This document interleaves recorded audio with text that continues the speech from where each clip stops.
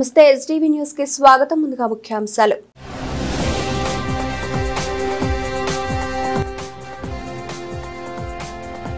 ప్రజల నుంచి సేకరించిన అభిప్రాయాలపై ముఖ్యమంత్రి చంద్రబాబు సమీక్ష. ఆయా శాఖల పనితీరుపై అధికారులతో సీఎం చర్చ.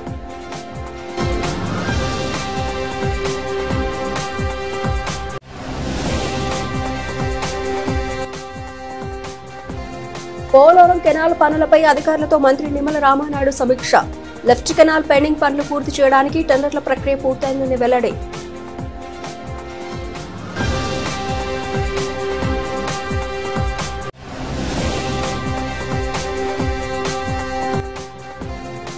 గ్రామస్తులను మోసం చేసి డబ్బులు తీసుకుని ఉడాయించే దొంగ స్వామీజీ అరెస్ట్. మీడియాకు వివరాలు వెల్లడించిన చాట్రాయ్ పోలీసులు.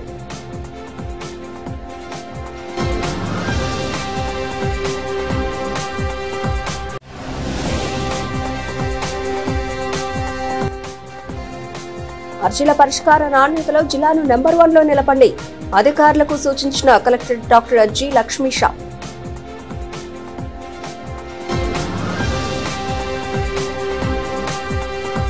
ఆంధ్రప్రదేశ్ రాష్ట్ర ప్రభుత్వ కార్యక్రమాలు పథకాల అమలు విషయంలో ప్రజల నుంచి సేకరించిన అభిప్రాయాలపై ముఖ్యమంత్రి చంద్రబాబు సమీక్ష సమావేశం నిర్వహించారు. పథకాల లబ్ధిదారుల నుంచి నేరుగా సేకరించిన సమాచారం ఆధారంగా ఆయా శాఖల పనితీరుపై అధికారులతో సీఎం చర్చించారు. ఈ సందర్భంగా రాష్ట్ర స్థాయి నుంచి గ్రామ స్థాయి వరకు సిబ్బంది, ఉద్యోగులు, అధికారులపై వచ్చిన ఫీడ్బ్యాక్ పై అధికారులు చంద్రబాబుకు నివేదిక అందించారు. పింఛన్ల పంపిణీ, దీపం పథకం అమలు, అన్నా క్యాంటీన్ నిర్వహణ, ఇసుక సరఫరా వంటి పథకాలు, పాలసీలపై వివిధ రూపాల్లో సేకరించిన సమాచారం పైన చంద్రబాబు ఆరా తీశారు.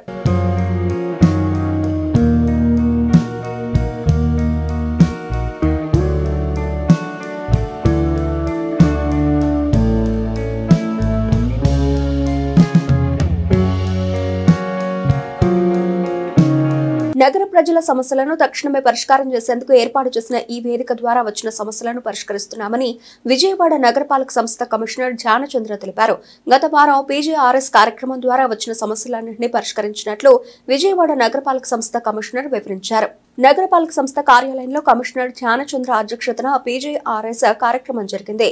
నగరపాలక సంస్థ పరిధిలో నివసిస్తున్న పలువురు వివిధ సమస్యలను పరిష్కరించాలని విజయవాడ నగరపాలక సంస్థ కమిషనర్ కు అర్జీలు అందజేశారు. వచ్చిన అర్జీలను కమిషనర్ పరిశీలించి సంబంధిత సెక్షన్ అధికారులకు పంపారు. ఈ సందర్భంగా కమిషనర్ మాట్లాడుతూ ప్రజా సమస్యలను పరిష్కరించడానికి ఈ వేదిక ఏర్పాటు చేశామన్నారు. ఈ వేదిక ద్వారా వచ్చిన అర్జీలు తక్షణమే పరిష్కరిస్తామన్నారు. రాష్ట్ర ప్రభుత్వం ఏర్పాటు చేసిన ఈ వేదికను నగర ప్రజలు సద్వినియోగం చేసుకోవాల్సిందిగా కమిషనర్ సూచించారు. పీజీఆర్ఎస్ ఇష్యూస్ రావడం జరిగింది. ఇవన్నీ కూడా విత్ ఇన్ ఎస్ఎల్ఏ క్లోజ్ చేయడం జరుగుతుంది. హెచ్ఓడీస్ కూడా వాళ్ళు ఫీల్డ్కి వెళ్ళి పర్సనల్గా పిటిషనర్తో మాట్లాడి ప్రాబ్లం అర్థం చేసుకుని ఎక్కడ కూడా ప్రాబ్లం లేకుండా క్లోజ్ చేయడానికి అన్ని చర్యలు తీసుకుంటున్నాం. Thank you. ఆంధ్రప్రదేశ్లో తొలిసారిగా ఆర్యవైశ్య కులదేవత శ్రీ వాసవి కన్యకా పరమేశ్వరి ఆత్మార్పణ దినోత్సవం రాష్ట్ర ప్రభుత్వ పండుగ నిర్వహిస్తున్నట్లు ఆర్యవైశ్య కార్పొరేషన్ చైర్మన్ నూమ్డి రాకేష్ తెలిపారు. ఈ నెల 31వ తేదీన సాయంత్రం రథోత్సవ కార్యక్రమానికి రాష్ట్ర ముఖ్యమంత్రి హాజరు కానున్నట్లు ఆయన తెలిపారు. ఆర్యవైశ్య సంక్షేమానికి రాష్ట్ర ప్రభుత్వం వివిధ రకాలైన ప్రణాళికలు సిద్ధం చేసిందన్నారు. పాతబస్తీ పూజారి వారి వీధి ఆర్యవైశ్య కళ్యాణ మండపంలో శ్రీ వాసవి కన్యకా పరమేశ్వరి అమ్మవారి ఆత్మార్పణ దినోత్సవ మహోత్సవాలు ఘనంగా ప్రారంభమయ్యాయి. ఆర్యవైశ్య కార్పొరేషన్ చైర్మన్ నుండి రాకేష్ ఈ కార్యక్రమాన్ని లాంఛనంగా ప్రారంభించారు. ఈ సందర్భంగా ఆయన మాట్లాడుతూ ఎన్డీఏ ప్రభుత్వం వచ్చిన తర్వాత రాష్ట్ర ముఖ్యమంత్రి నారా చంద్రబాబు నాయుడు ఆర్యవైశ్య కులదేవత శ్రీ వాసవి కన్యకా పరమేశ్వరి ఆత్మార్పణ దినోత్సవ వేడుకలు రాష్ట్ర ప్రభుత్వం పండుగ ప్రకటించినందుకు ఆయన కృతజ్ఞతలు తెలిపారు. ప్రత్యేక జీవో కూడా విడుదల చేసి ఆర్యవైశ్యుల పక్షపాతి తెలుగుదేశం పార్టీ అని రుజువు చేశారన్నారు. ఈ నెల 31వ తేదీన రథోత్సవ వేడుకలకు ముఖ్యమంత్రి స్వయంగా వచ్చి వాసవి అమ్మవారికి పట్టువస్త్రాలు సమర్పిస్తారన్నారు. కార్యక్రమ నిర్వాహకుడు వివికే మాట్లాడుతూ ఈ సంవత్సరం ప్రత్యేకంగా 5 రోజుల పాటు వాసవి అమ్మవారి ఉత్సవాలను నిర్వహిస్తున్నామన్నారు. 5 రోజుల పాటు జరిగే కార్యక్రమాల్లో ఆర్యవైశ్యులు అధిక సంఖ్యలో పాల్గొని అమ్మవారి కృపకు పాత్రలు కావాలని ఆయన విజ్ఞప్తి చేశారు. ఇందులో భాగంగా తొలి రోజు వాసవి మూల మంత్ర హోమం, లక్ష్మీ గణపతి హోమాలను నిర్వహించారు.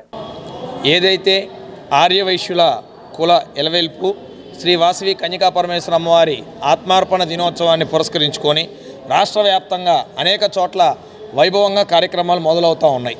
అందులో భాగంగా ఎన్డీఏ కూటమి ప్రభుత్వం వచ్చిన తర్వాత అమ్మవారి ఆత్మార్పణ దినోత్సవం ఏదైతే ఉందో వాటిని అధికారికంగా చేస్తామని ముఖ్యమంత్రి నారా చంద్రబాబు నాయుడు గారు హామీ ఇవ్వటం, ఆ మేరకు జీవో పాస్ చేయటం, రేపు 31వ తారీఖున స్వయానా చంద్రబాబు నాయుడు గారే అక్కడికి వచ్చి పట్టు వస్త్రాలు సమర్పించే కార్యక్రమం కూడా ముందుకు జరుగుతూ ఉంది. ఈ తరుణంలో విజయవాడ పశ్చిమ నియోజకవర్గంలో అనేక మంది వేల మంది వైశ్యాలు ఉన్న ఈ ప్రాంతానికి సంబంధించిన వారు ఒక కోరిక కోరారు. అమ్మవారి కార్యక్రమం ఎప్పుడు కూడా ఒకరోజే చేస్తూ ఉన్నారు. ఈసారి మనం 5 రోజుల పాటు వివిధ రకాల కార్యక్రమాలు చేస్తామని కోరగా వివిధ రకాల ఆర్యవైశ్య సంఘాలందరం కూడా ఒక తాటి మీదకి వచ్చి ఈ కార్యక్రమాన్ని ఇవాళ ప్రారంభించుకుంటూ ఏదైతే ఈ 5 రోజుల పాటు అమ్మవారి వివిధ పూజా కార్యక్రమాలు, వివిధ హోమ కార్యక్రమాలు, అదేవిధంగా ఊరేగింపులు, కళ్యాణాలు ఇవన్నీ కూడా అంగరంగ వైభవంగా ఇక్కడ నిర్వహించబోతా ఉన్నాం. వేలాది మంది ప్రజలందరూ కూడా ఈ కార్యక్రమాన్ని తిలకించి అమ్మవారి కృపకు పాత్రలు కావాల్సిందిగా కోరుకుంటా ఉన్నాం. జై వాసవి.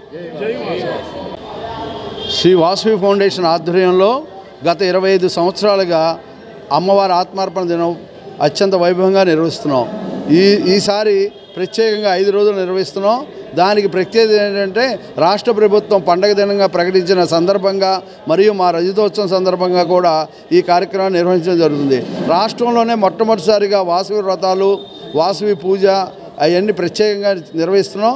అలానే వాసవి పురాణం భక్తులందరికీ తెలియజేసే విధానంగా అనేక కార్యక్రమాలు నిర్వహిస్తూ ఆఖరి రోజు వాసవి హోమం, మోక్షగుండ సందర్శనం జరుగుతుంది. కావున భక్తులందరూ అన్ని రోజుల్లో కార్యక్రమాలు పాల్గొని జయప్రదం చేయవలసిందిగా కోరుచున్నాం. జై Vasavi. The Vijayawada private electrical workers association కార్యవర్గ సభ్యులు బుర్రా శ్రీనివాస్ ఆధ్వర్యంలో మొగల్రాపురం రావచెట్టు సెంటర్లో నేషనల్ ఎలక్ట్రీషియన్ డేను నిర్వహించారు. The Vijayawada private electrical workers association Vijayawada నగర అధ్యక్షులు కె శ్రీహరిరావు, బుర్రా శ్రీనివాస్, సంఘం పెద్దలు, సభ్యులు అసోసియేషన్ జెండాను ఎగురవేశారు. ఈ సందర్భంగా నగర అధ్యక్షులు శ్రీహరిరావు మాట్లాడుతూ రాష్ట్ర వ్యాప్తంగా అన్ని జిల్లాల్లో ఎలక్ట్రీషియన్ డేను జరుపుకుంటున్నామని అన్నారు. ప్రైవేటు కార్మికుల సంక్షేమాలు అన్ని గత ప్రభుత్వంలో ఆగిపోయాయని వాటిని పునరుద్ధరించాలని డిమాండ్ చేశారు. తమ సమస్యలను ప్రభుత్వం దృష్టికి తీసుకుని వెళతామన్నారు. కార్పొరేటర్ వియ్యపు అమరనాథ్ మాట్లాడుతూ ఎలక్ట్రీషియన్ కార్మికుల జీవన ప్రమాణాలు మెరుగుపరిచే విధంగా ప్రభుత్వం తగిన చర్యలు తీసుకోవాలని కోరారు. The Vijayawada private electrical workers association అధ్యక్షులు కె శ్రీహరిరావు మాట్లాడుతున్నాను. ఈరోజు ఎలక్ట్రీషియన్ డే 6వ వార్షికోత్సవం, నేషనల్ ఎలక్ట్రీషియన్ డే 6వ వార్షికోత్సవం జరుపుకుంటున్నాం. రాష్ట్ర వ్యాప్తంగా ఆంధ్రప్రదేశ్ అసోసియేషన్ పిలుపు మేరకు అన్ని జిల్లాలు, మండలాల్లో కూడా ఎలక్ట్రీషియన్ డే ఘనంగా జరుపుకుంటున్నారు. కార్మికుల ఐక్యత కోసం, కార్మికుల సమస్యల పోరాటం కోసం ఈరోజు మాకు ఒక పండగ రోజుగా కార్మికులందరూ కలిసి పండగ చేసుకుంటున్నారు. ఈ సందర్భంగా విజయవాడ ప్రైవేట్ ఎలక్ట్రికల్ అసోసియేషన్ వారు ఇక్కడ ఈ రెడ్ క్రాస్ సొసైటీ ద్వారా బ్లడ్ బ్యాంక్ ఏర్పాటు చేయడం జరిగింది. అలాగే మ్యాక్స్ విజన్ వారి స్పెషాలిటీ హాస్పిటల్ ద్వారా ఒక కంటి పరీక్షలు కూడా ఏర్పాటు చేయడం జరిగింది. వివిధ ఎలక్ట్రికల్ కంపెనీల వారు కూడా ఇవాళ స్టాల్స్ ఏర్పాటు చేశారు. కార్మికులందరూ కూడా ఈరోజు ఘనంగా నేషనల్ ఎలక్ట్రీషియన్ డే ఈ రాష్ట్రంలోనే కాదు ఇతర రాష్ట్రాల్లో కూడా ఈ నేషనల్ ఎలక్ట్రిసిటీ డే జరుగుతుంది. దానికి మేము ఎంతో ఆనందపడుతున్నాం. ఆంధ్రప్రదేశ్ అసోసియేషన్ ఈ కార్యక్రమాన్ని ఎంతో ఘనంగా నిర్వహించి అందరినీ వాళ్ళ యొక్క ప్రాంతాల్లో చేసుకోమని వాళ్ళు పిలిపించారు. వాళ్ళ పిలుపు మేరకే ఇవాళ విజయవాడ అసోసియేషన్లో ఘనంగా జరుపుకుంటాం. అలాగే చాలా కాల క్రితం మరి ప్రైవేట్ ఎలక్ట్రికల్ కార్మికులకు, భవన నిర్మాణ కార్మికులుగా గుర్తించి సంక్షేమ పథకాలు ఇచ్చేవాళ్ళు. అవన్నీ కూడా గత ప్రభుత్వంలో ఆగిపోయినాయి. ఈ ప్రభుత్వంలో మరి ఇస్తానని కూడా వాగ్దానం చేశారు ముఖ్యమంత్రుల వారి గారు. వారికి ఈ సభాముఖంగా మేము తెలియజేసేది ఏంటంటే త్వరలోనే ఈ సంక్షేమ పథకాలు, భవన నిర్మాణ కార్మికుల యొక్క సంక్షేమ పథకాలు అందజేయాలని మరీ ఈ Vijayawada private electrical workers association convener Dhanekala Venkata Satyanarayana మాట్లాడుతున్నాను. అలాగే Andhra Pradesh private electrical workers association అధ్యక్షులుగా కూడా నేను ఆ కార్యక్రమాలన్నీ చూస్తున్నాను. ఈ రోజున జనవరి 27 నేషనల్ ఎలక్ట్రీషియన్ డేగా మొత్తం వివిధ రాష్ట్రాల్లో ఘనంగా ఈ పండుగ వాతావరణం సృష్టించి ఎలక్ట్రికల్ కార్మికులందరూ ఉవ్వెత్తున వచ్చి ఈ కార్యక్రమాన్ని అందరూ పాల్గొంటున్నారు. అలాగే మాకు ప్రభుత్వంతో కొన్ని సమస్యలు ఉన్నాయి. ముందు మెయిన్ మాకు భవన నిర్మాణ కార్మికులు బీఓసీ గత ప్రభుత్వం ఆపేసింది. దాన్ని మాకు మళ్ళీ అమలుపరచాలని రాష్ట్ర అధ్యక్షులుగా నేను కోరుకుంటున్నాను. అలాగే ఎక్కువగా మేము ప్రైవేట్ విద్యుత్ కార్మికులను ఇబ్బంది పడేది ఏంటంటే ముందుగా ఈఎస్ఐ సదుపాయం ఒకటి మాకంటూ ఎలక్ట్రికల్కి ప్రైవేట్ ఎలక్ట్రికల్ కార్పొరేషన్ ఒకటి ఏర్పాటు చేయాలని మేము ఎప్పటి నుంచో పోరాడుతున్నాం. మన కొత్త ప్రభుత్వం వచ్చింది కాబట్టి మా సమస్యలు రాష్ట్ర ప్రభుత్వాన్ని తీసుకెళ్ళి మా సమస్యలు మేము నెరవేర్చుకోవడానికి ముందుగా అందరం కలిసికట్టుగా ఉంటామని the Andhra Pradesh private electrical association national electricity day సందర్భంగా ది విజయవాడ ఎలక్ట్రికల్ అసోసియేషన్ అడ్వైజర్గా సిపి అడ్వైజర్గా యనమల శంకరాన్ని మా యొక్క విద్యుత్ కార్మికులు మేము ఎన్నాళ్ళ నుంచో పోరాడుతున్నాం. మరి మా విద్యుత్ కార్మికులకి ఈఎస్ఐ సదుపాయం మరియు మా యొక్క విద్యుత్ కార్పొరేషన్ ఒకటి ఏర్పాటు చేయాలని చెప్పి మేము ఎన్నో సంవత్సరాల నుంచి కోరుతున్నాం. మరి మా పెద్దలు కూడా దీన్ని గురించి చాలా ఆలోచించారు. మరి దీన్ని ఎలాగోలా ఈ ప్రభుత్వం అయినా మమ్మల్ని గుర్తించి మరి ఎలక్ట్రిసిటీ డే కూడా మేము 6 సంవత్సరాల నుంచి చేస్తున్నాం. మరి ఈసారైనా మమ్మల్ని గుర్తించి ఈ ప్రభుత్వం మాకు కల్పిస్తుందని చెప్పి మనసా వాచా కోరుకుంటూ సెలవు తీసుకుంటాం. 27 ఎలక్ట్రిషియన్ డేగా ప్రభుత్వం గుర్తించాలని కోరుకుంటున్నాను. ప్రైవేట్ ఎలక్ట్రికల్ అసోసియేషన్లో ఎలక్ట్రీషియన్లు అందరూ సభ్యత్వం కట్టి ఇలాంటి కార్యక్రమాలు ఎన్నో జరుపుకుంటూ ఇచ్చేయాలని చెప్పి కోరుకుంటున్నాను. పోలవరం లెఫ్ట్ కెనాల్ పెండింగ్ పనులు పూర్తి చేయడానికి 960 కోట్ల రూపాయలతో టెండర్ల ప్రక్రియ పూర్తయిందని రాష్ట్ర జలవనరుల శాఖ మంత్రి నిమ్మల రామానాయుడు చెప్పారు. గత 5 ఏళ్ల వైసీపీ పాలనలో పోలవరం లెఫ్ట్ కెనాల్లో ఒక్క తట్ట మట్టి తీయలేదని ఆయన విమర్శించారు. పోలవరం కెనాల్ పనులపై నగరంలోని జలవనరుల క్యాంపు కార్యాలయంలో మంత్రి నిమ్మల రామానాయుడు అధికారులతో సమీక్షా సమావేశం నిర్వహించారు. ఏడాది జూలై నాటికి పోలవరం లెఫ్ట్ కెనాల్ ద్వారా గోదావరి జిల్లాలో ఉత్తరాంధ్రకు తరలించాలని ముఖ్యమంత్రి చంద్రబాబు లక్ష్యంకు వీలుగా ప్రత్యేక సమావేశం ఏర్పాటు చేసినట్లు తెలిపారు. భూసేకరణ, పునరావాసం, నిర్వాసితులకు అందాల్సిన నష్టపరిహారంపై సమగ్ర చర్చ జరిపినట్లు తెలిపారు. నిర్వాసితులకు ₹1 నష్టపరిహారం అందించలేదని ఆయన ఆరోపించారు. పోలవరం లెఫ్ట్ కెనాల్ పనులు చేపట్టకపోగా పనులను జగన్ ప్రభుత్వం ఫ్రీ క్లోజర్ చేసినట్లు తెలిపారు. ఈ సమీక్షలో special chief secretary Sai Prasad, AMC Venkateswararao, R&R commissioner అధికారులు మరియు ప్రాజెక్టు సిఎస్సీలు, ఆయా ఏజెన్సీల ప్రతినిధులు పాల్గొన్నారు. మరి వాటన్నిటిని కూడా మళ్ళీ పునర్నిర్మాణం చేసేటువంటి దశలో మరి ఒక్కొక్క ప్రాజెక్టు మీద కూడా గౌరవ ముఖ్యమంత్రి చంద్రబాబు నాయుడు గారు ప్రత్యేకమైనటువంటి దృష్టి పెట్టి ఈ ఆంధ్రప్రదేశ్ రాష్ట్రాన్ని ఒక కరువు రహిత రాష్ట్రంగా మార్చేటువంటి విధంగా చేయాలనేటువంటి తలంపుతో అందులో కూడా పోలవరం ప్రాజెక్ట్ అనేది అత్యంత ప్రాధాన్యతగా, ఎందుకంటే ఆ రోజు 2014, 19 5 సంవత్సరాల్లో మనం 72% ఆ రోజు పూర్తి చేసి ప్రభుత్వం కనుక కంటిన్యూ అయ్యి ఉంటే 2020, 2021 కల్లా పోలవరం పూర్తయి ఆ గోదావరి వరద జలాలు అటు ఉత్తరాంధ్రకు ఇటు రాయలసీమకు ప్రవహించి ఉండేవి. కానీ దురదృష్టవశాత్తు 2019లో ప్రభుత్వం మారిన తర్వాత 17 నెలలు అక్కడ ఏజెన్సీలు లేకుండా చేసి అక్కడ ఎవరైతే మరి అధికారులు ఎవరైతే ఉన్నారో వాళ్ళందరినీ కూడా బదిలీలు చేసి 17 నెలల పాటు అక్కడ ఆలనా పాలన లేనిటువంటి స్థితిలో 2020లో వచ్చినటువంటి వరదలకు అక్కడ డయాఫ్రమ్ వాలు మరి ధ్వంసమైనటువంటి పరిస్థితి. కానీ ఈ రకంగా మొన్న 2024 ఎన్నికల్లో ఎన్డీఏ ప్రభుత్వం గెలిచిన తర్వాత చంద్రబాబు నాయుడు గారు ప్రమాణ స్వీకారం చేసినటువంటి మొదటి వారంలోనే పోలవరం ప్రాజెక్టుని సందర్శించారని అంటే పోలవరం ప్రాజెక్టుకి ఈ ప్రభుత్వం ఇచ్చేటువంటి ప్రాధాన్యత ఏంటనేది మనకు అందరికీ అర్థమవుతున్నటువంటి పరిస్థితి.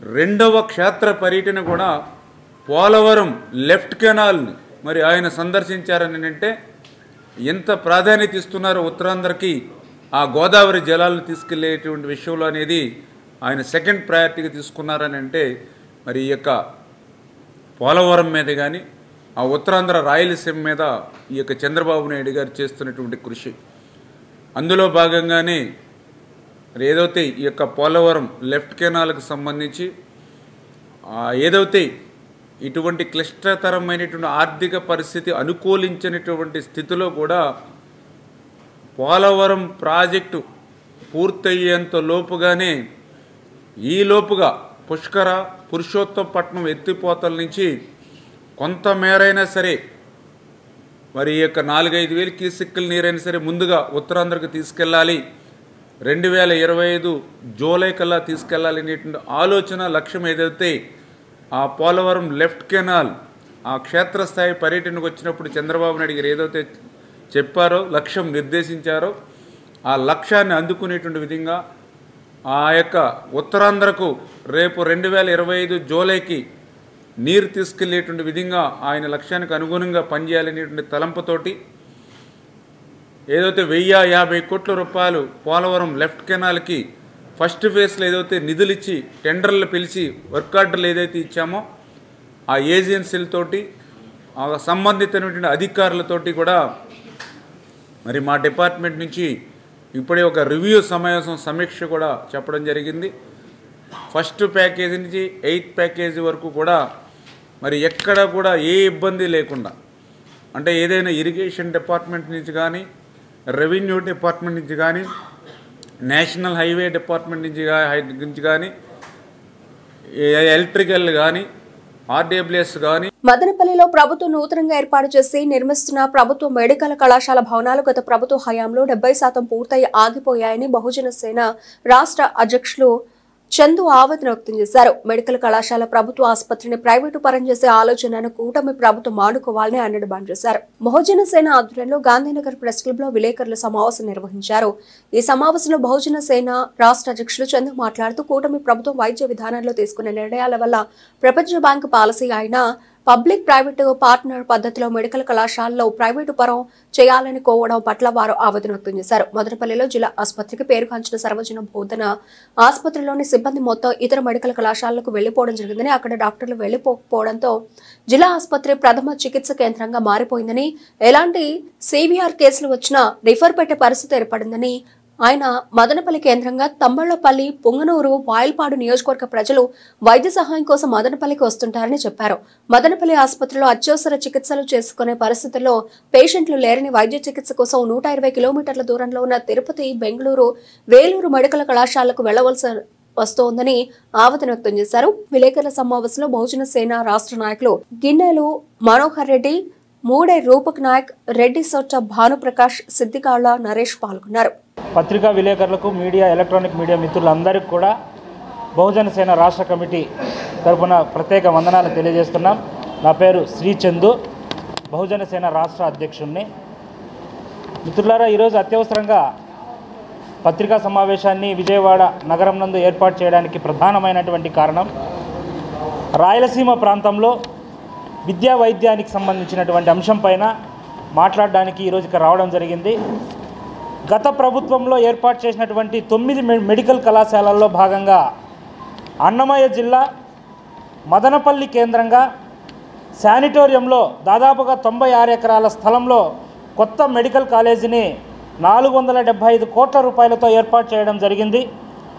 ఆ పనులు ప్రారంభమే చాలా ఆలస్యమైనప్పటికీ ఈ రోజున 70% పనులు పూర్తయి, భవనాలు నిర్మాణం జరిగి, వేగవంతం జరిగి, మెడికల్ కళాశాల ఏర్పాటు తరుణంలో ఆ మెడికల్ కళాశాలను, ఆ మదనపల్లి కేంద్రంగా ఉన్నటువంటి ప్రభుత్వ జిల్లా ఆసుపత్రిని కూడా ప్రైవేట్ పరం చేయాలనే నేపథ్యంలో చర్చలు జరుగుతున్న నేపథ్యంలో ఆ విషయాన్ని ఖండించడానికి, ప్రభుత్వమే నడిపించే రకంగా చేయడానికి మనం ఈరోజు ఇక్కడికి రావడం జరిగింది. మిత్రులారా, మదనపల్లి కేంద్రంగా చుట్టుపక్కల తిరుపతికి వెళ్ళాలన్నా, బెంగళూరుకి వెళ్ళాలన్నా, తమిళనాడులోని వేలూరుకి వెళ్ళాలన్నా దాదాపుగా 125 కిలోమీటర్ల వ్యత్యాసం ఉంది. ఒక్క యాక్సిడెంట్ జరిగిన మా ప్రాంతంలో అక్కడి నుంచి ప్రాణాలు అత్యవసర చికిత్స కావాలన్నా, మెరుగైన చికిత్స కావాలన్నా మేము 125 కిలోమీటర్లు ప్రయాణం చేయాలి. ఆ 125 కిలోమీటర్ల ప్రయాణంలో వేల ప్రాణాలు ఇప్పటికే గాల్లో కలిసిపోయే చాలామంది చనిపోయారు, సరైన సమయానికి సరైన వైద్యం అందక.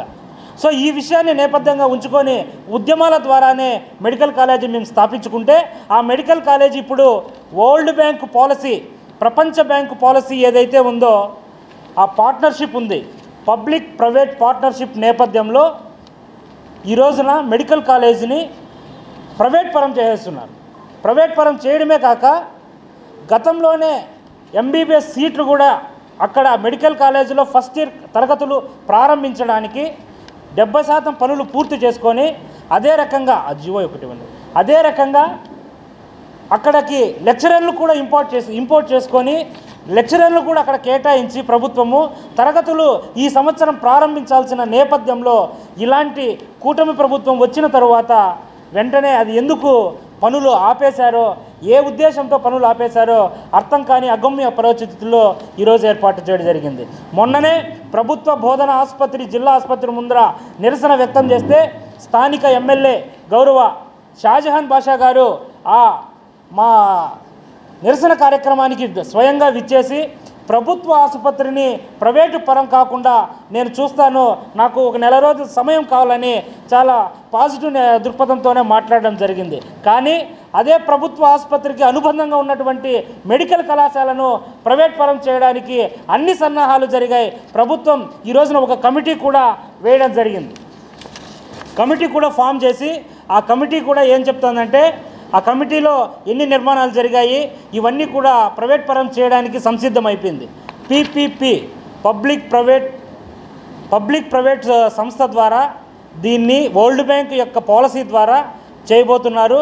కావున ఫిబ్రవరి 6వ తేదీన జరిగే ఆంధ్రప్రదేశ్ క్యాబినెట్ సమావేశంలో ఈ అంశాన్ని కూలంకుషంగా చర్చించి ప్రభుత్వ వైద్యాన్ని ప్రైవేట్ పరం చేయకుండా మదనపల్లిలోని మెడికల్ కళాశాలను ప్రభుత్వమే నిర్వహించే రకంగా సత్వరమే రాబోయే విద్యా సంవత్సరం నుంచే మెడికల్ కళాశాలలో తరగతులు ప్రారంభం అయ్యే రకంగా చర్యలు తీసుకోవాలని చెప్పేసి మేము బహుజన సేన రాష్ట్ర కమిటీ తరఫున మేము డిమాండ్ చేస్తున్నాం. ఈ నేపథ్యంలోనే విజయవాడలో అన్ని రాజకీయ పార్టీల అధ్యక్షులతో కూడా ఈరోజు కలవడం జరుగుతుంది, అపాయింట్మెంట్ తీసుకోవడం జరుగుతుంది. అక్కడ ఉన్నటువంటి సిపిఐ, సిపిఎం, జనసేన, ఈవెన్ టీడీపీలో ఉన్నటువంటి ఈరోజు వైద్య శాఖ మంత్రి, బీజేపీ అందరినీ కూడా మేము కలవడానికి సంసిద్ధమవుతున్నాం.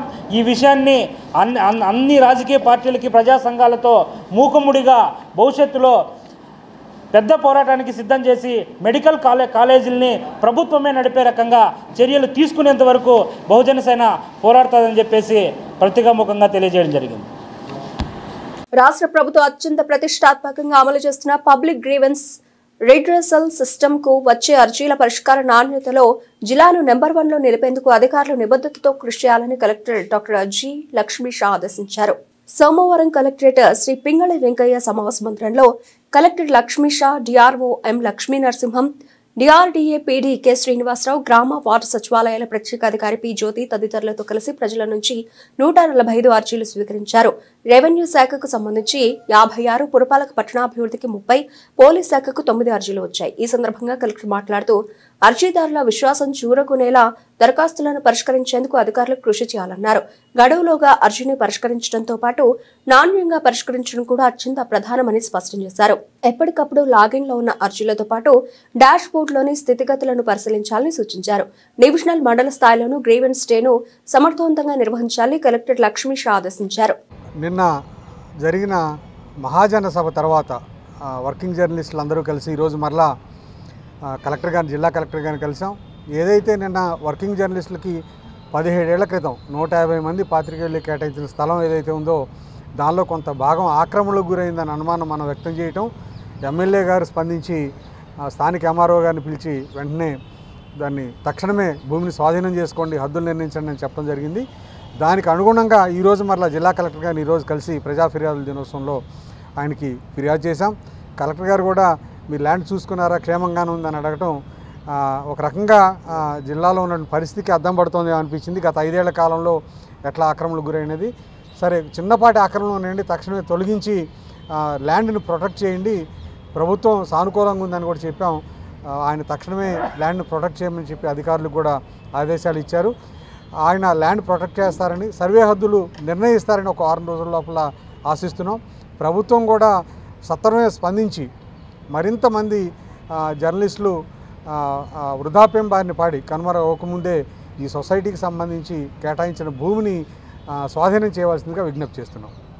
త్వరలో మీ ఇంట్లో అశుభం జరుగుతుంది, శాంతి పూజలు ప్రముఖ దేవాలయాల్లో చేస్తాను అని గ్రామస్తులకు మాయమాటలు చెప్పి మోసం చేసి డబ్బులు తీసుకుని ఉడాయించే దొంగ స్వామీజీని ఎట్టకేలకు అరెస్టు చేసిన చాట్రాయ్ పోలీసులు. వివరాలు ఇలా ఉన్నాయి.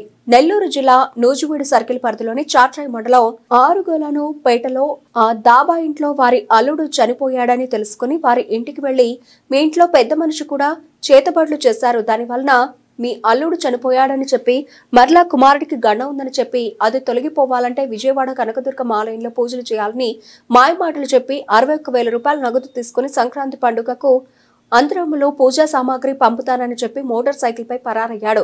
అంతేకాకుండా గతంలో 8 నెలల క్రితం నూజివీడు మండలం పోతిరెడ్డిపల్లి గ్రామంలో ఓ ఇంటికి వెళ్లిన స్వామీజీ మీ చిన్న కొడుకు జీవితం బాగోలేదు, అతనికి శాంతి పూజలు చేయాలి, సమ్మక్క సారక్క దేవాలయంలో చేస్తే అతని జీవితం బాగుంటుందని మాయమాటలు చెప్పి 26,400 రూపాయల నగదు తీసుకుని పరారయ్యాడు.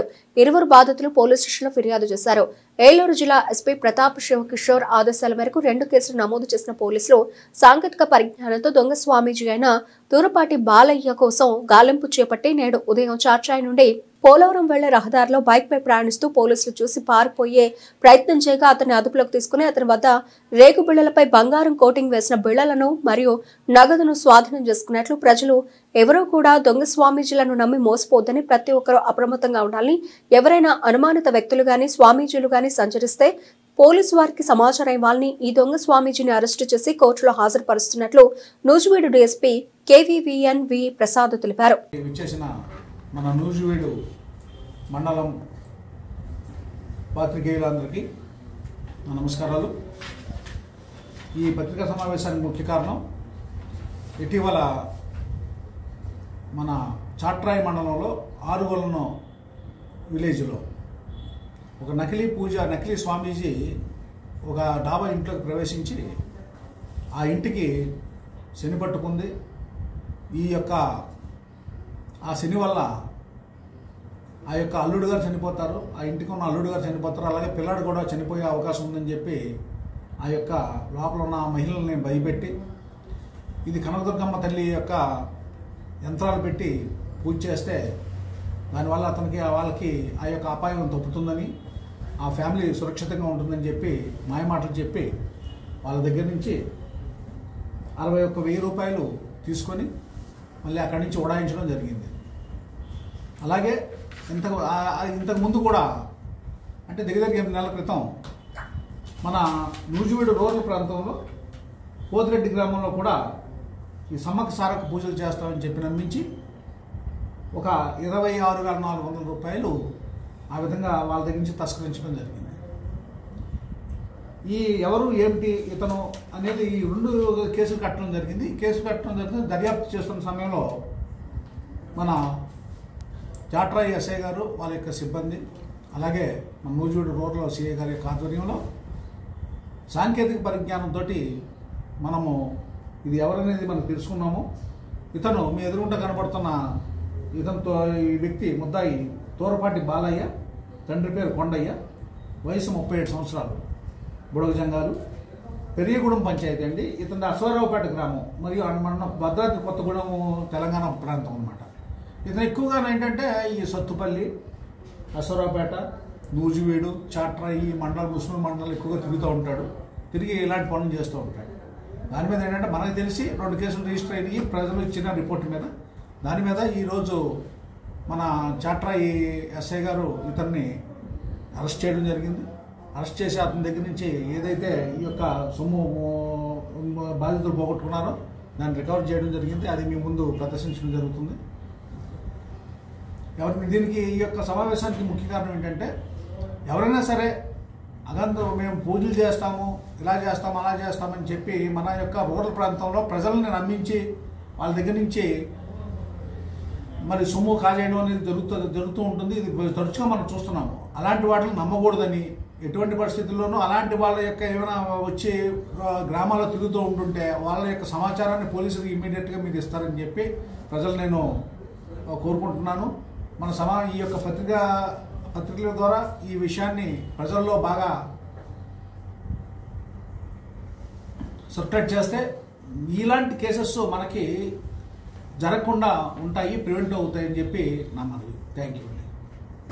నాడు నారా లోకేష్ యువగళం పాదయాత్ర ప్రారంభించి నేటికి 2 సంవత్సరాలు పూర్తయిన సందర్భంగా తెలుగుదేశం పార్టీ కేంద్ర కార్యాలయంలో సోమవారం నాయకులు కేక్ కట్ చేశారు. టీడీపీ రాష్ట్ర కార్యనిర్వాహక కార్యదర్శి నాదెండ్ల బ్రహ్మం ఆధ్వర్యంలో ఈ కార్యక్రమం జరిగింది. ఈ సందర్భంగా నాయకులు మాట్లాడుతూ సరిగ్గా 2 ఏళ్ల క్రితం యువగళం తొలి అడుగు పడింది. ఆటంకాలు ఎదురైనా, అనేక ఇబ్బందులు సృష్టించినా, అడ్డుకోవాలని కుట్రలు పనినా, జనమే బలమై బలగమై యువనేత నారా లోకేష్ యువగళం పాదయాత్రను జైత్రయాత్రగా నడిపించారు. చిత్తూరు జిల్లా కుప్పం నియోజకవర్గం కుప్పంలోని శ్రీ వరదరాజస్వామి దేవస్థానం నుండి యువగళం పాదయాత్ర ప్రారంభమైంది.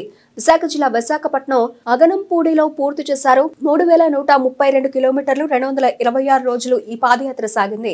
నాటి వైసీపీ పాలకులు యువనేత యువగళం పాదయాత్రను అడ్డుకునేందుకు టీడీపీ నాయకులపై అనేక అక్రమ కేసులు పెట్టిన, రాళ్లు విసిరిన, దాడులు చేసిన అదరక బెదరక యువగళం పాదయాత్రను ముందుకు తీసుకెళ్లారు.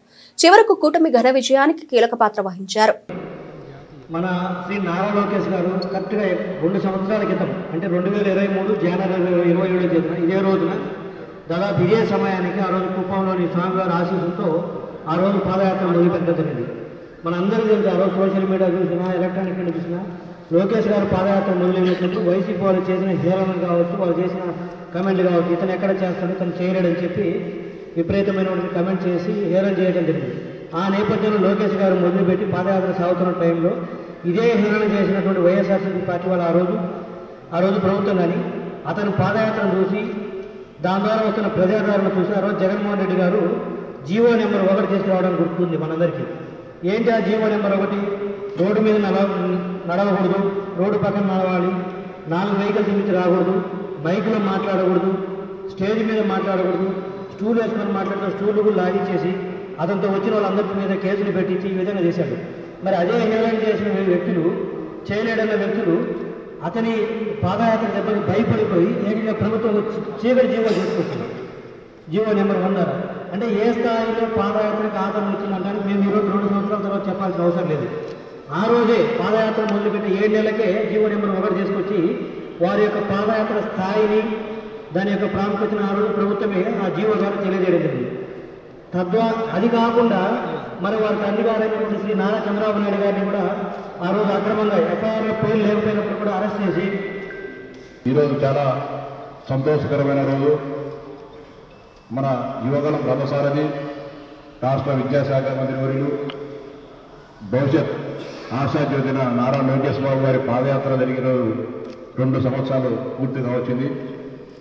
ఈ రాష్ట్రంలో జరుగుతున్న అన్యాయాలకు అరాచకాలకు వ్యతిరేకంగా ప్రజాకంటక పాలన నుంచి ప్రజలను విముక్తి చేయాలని చెప్పి ఒక సదుద్దేశంతో, ఒక అకుంఠిత దీక్షతో 2023 సంవత్సరం జనవరి 27వ తారీఖున లోకేష్ బాబు గారు కుప్పం నుంచి పాదయాత్ర ప్రారంభించడం జరిగింది.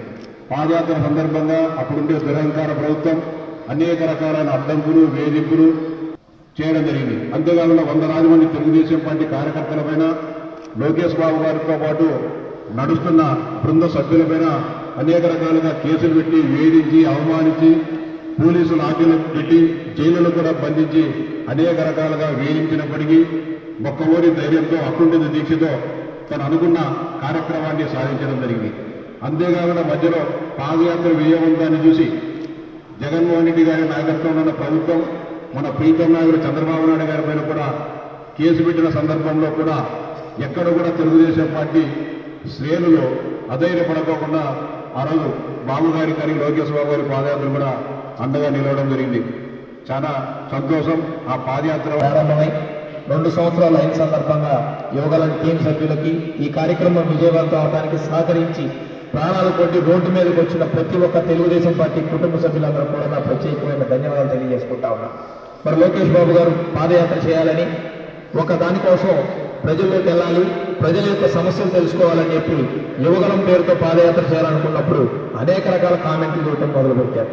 లోకేష్ గారిని బాడీ షేప్ సంగ్రహించి యువగలం పాదయాత్ర పేరు దగ్గర నుంచి ఇందాక అశోక్ బాబు గారు చెప్పినట్టు ఒకనొక సందర్భంలో మైక్ వ్యాన్లు లాక్కున్నారు, బండి తలాలు లాక్కున్నారు, యువగలం వాలంటీర్లు అర్ధరాత్రి వచ్చి చెప్పా తట్టకుండా లిఫ్ట్ చేసుకొని తీసుకెళ్లారు. అదేవిధంగా మైకులు లాక్కున్నారు, స్టూల్ లాక్కున్నారు, రాళ్ళు వేశారు, సీసాలు వేశారు, వాటర్ బాటిల్ వేశారు. వాళ్ళు చెయ్యని ప్రయత్నం అంటూ లేదు.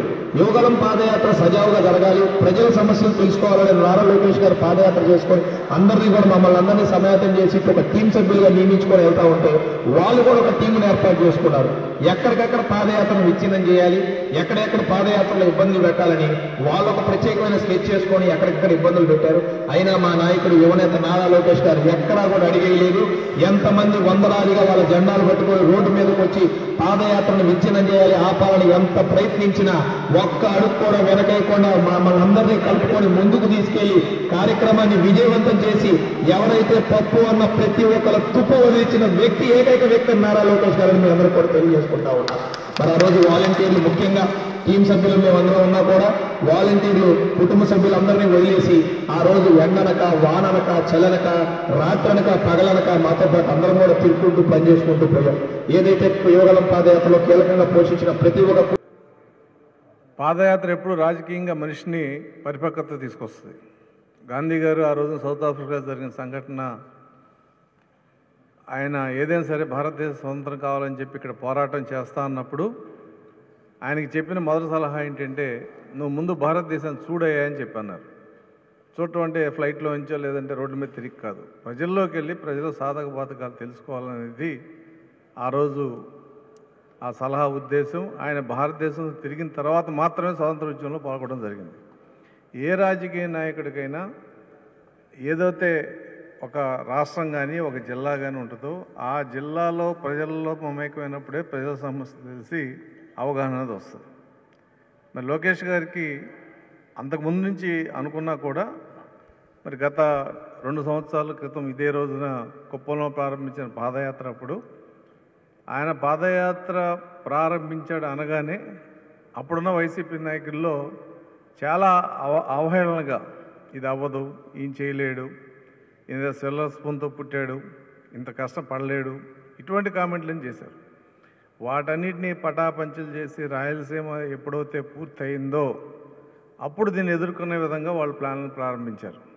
వరంగా చెప్పాలంటే నా మిత్రుడు మా సహచరుడు రాంగోపాల్ రెడ్డి వాళ్ళు ఎమ్మెల్సీ ఎలక్షన్లు గెలవటానికి లోకేష్ గారి పాదయాత్ర రాయలసీమలో ఒక ప్రధాన కారణం. మరి ఆ పాదయాత్రలో పడ్డ కష్టాలు, నాకు ఆరోగ్యం బాగోపోయినా నేను కొన్నిసార్లు ఆయనతో పాటు వెళ్ళటం జరిగింది.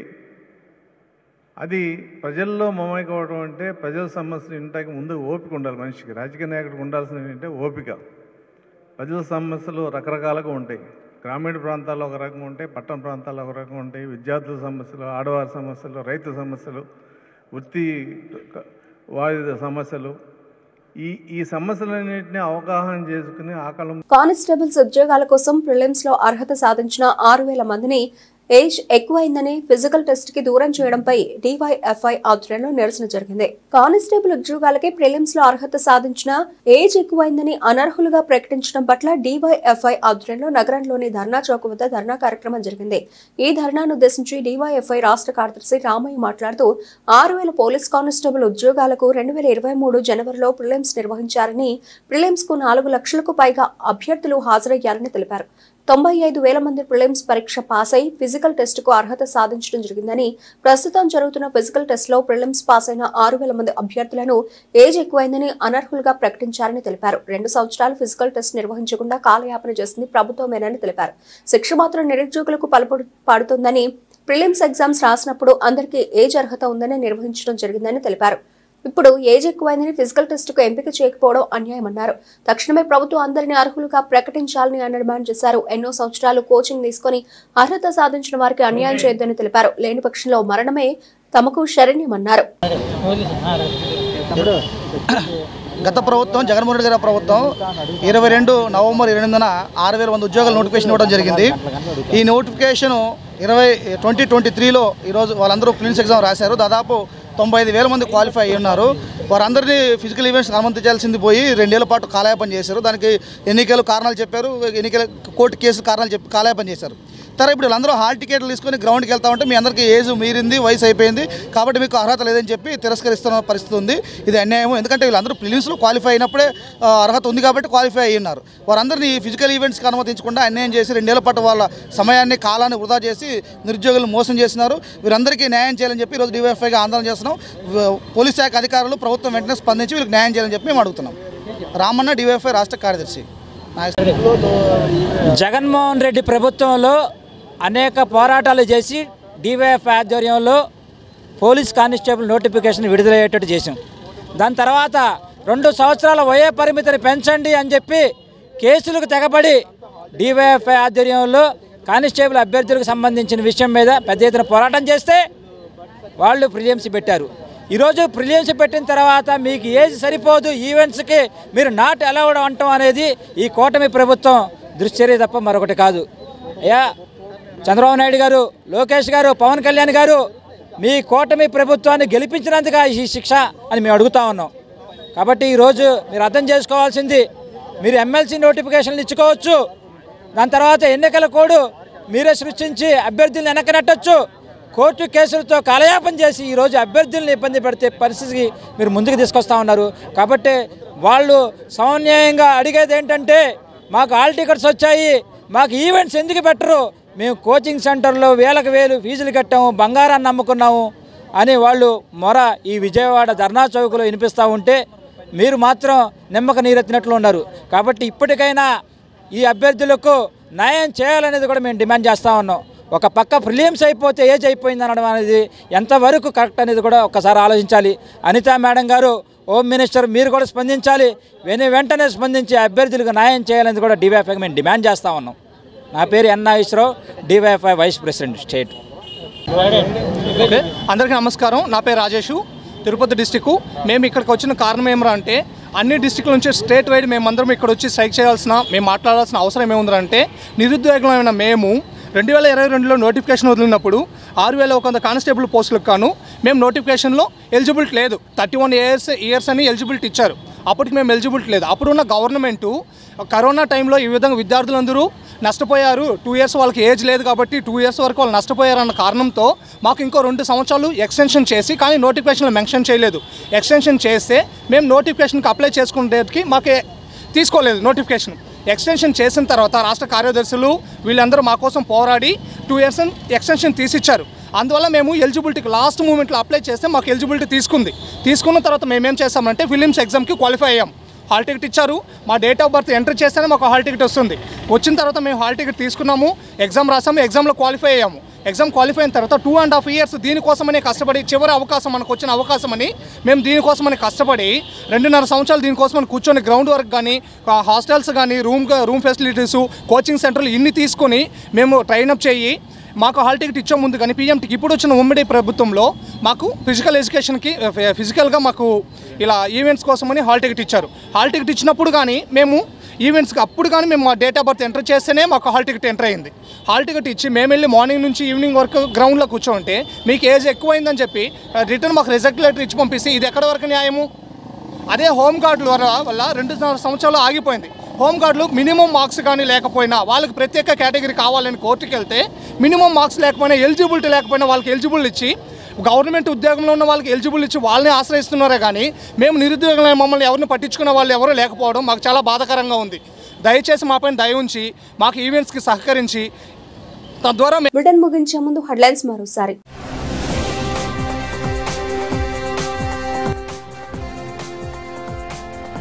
ప్రజల నుంచి సేకరించిన అభిప్రాయాలపై ముఖ్యమంత్రి చంద్రబాబు సమీక్ష.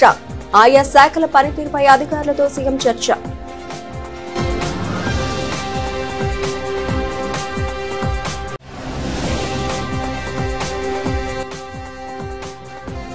పోలవరం కెనాల్ పనులపై అధికారులతో మంత్రి నిమ్మల రామానాయుడు సమీక్ష. లెఫ్ట్ కెనాల్ పెండింగ్ పనులు పూర్తి చేయడానికి టెండర్ల ప్రక్రియ పూర్తయిందని వెల్లడి.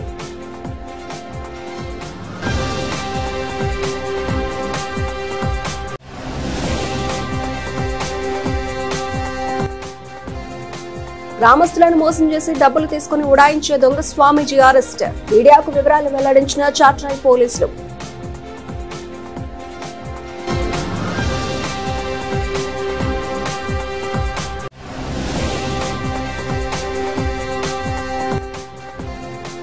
అర్జీల పరిష్కార నాణ్యతలో జిల్లాను నెంబర్ 1లో నిలపండి. అధికారులకు సూచించిన కలెక్టర్ డాక్టర్ జి లక్ష్మీషా.